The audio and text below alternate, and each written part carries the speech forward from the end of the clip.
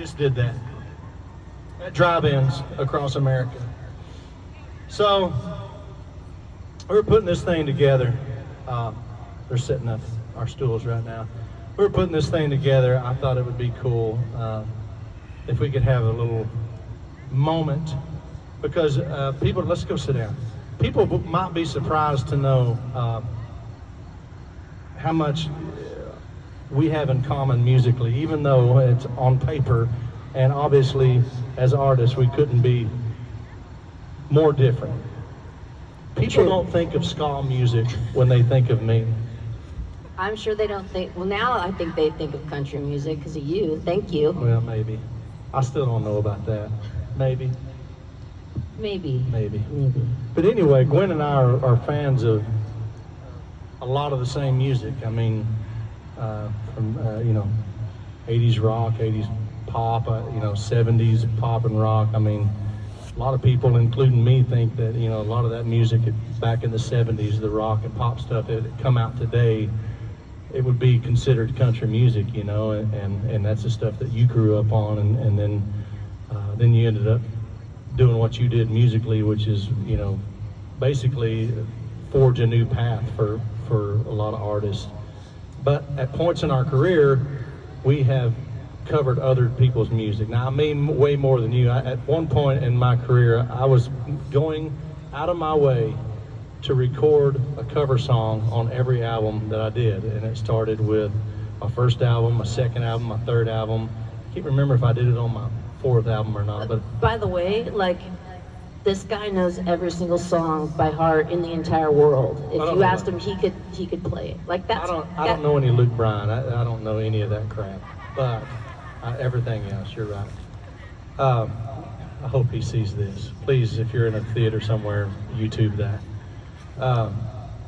But thank you. But I thought it'd be cool if we would just play a cover song that we've done along the way that people might be surprised to know.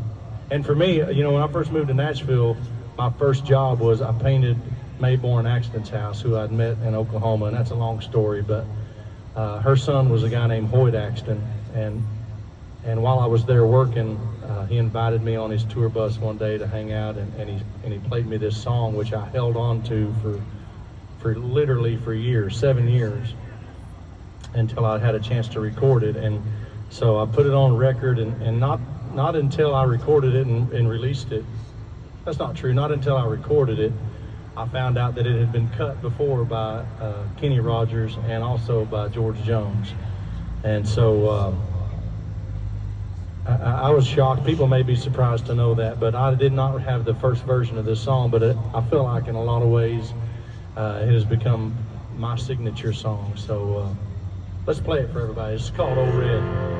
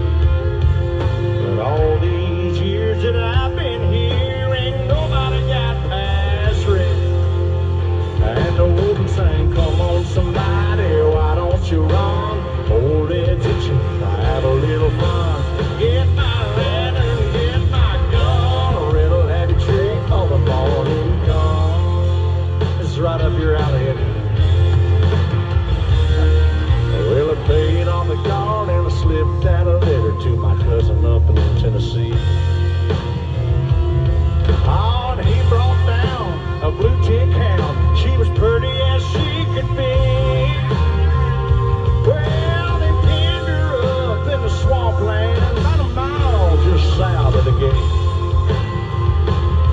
I take old Red for his evening run. I just drop him off and wait. And the warden sang, come on somebody, why don't you run? Hold me attention, have a little fun. Get my letter, get my gun, or it'll have you tree for the morning come.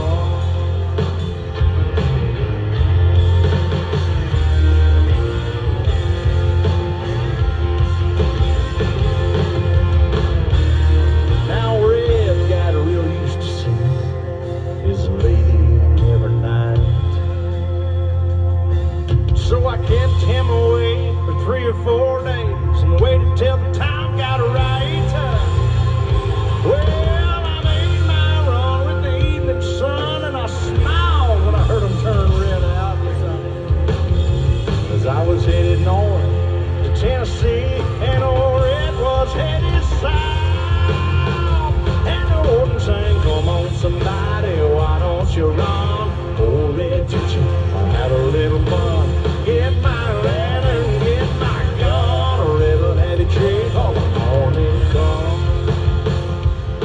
Now there's red-haired blue chicks all in the south. Love got me in here, love got me out.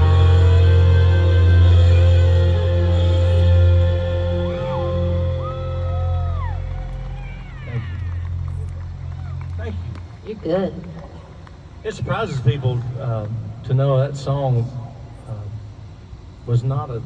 That was the song went to like 14 or something on the charts. It didn't do that well at the time because it was so polarizing and weird to people.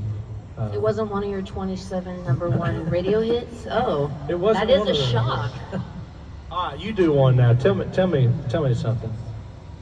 Oh, about my covers? About Yeah, covers? yeah. I mean, well, we actually always kind of wrote our own songs, like forever. And then When we No Doubt, yeah. And then we basically did this record called Rocksteady, and after that we realized we actually had quite a few singles.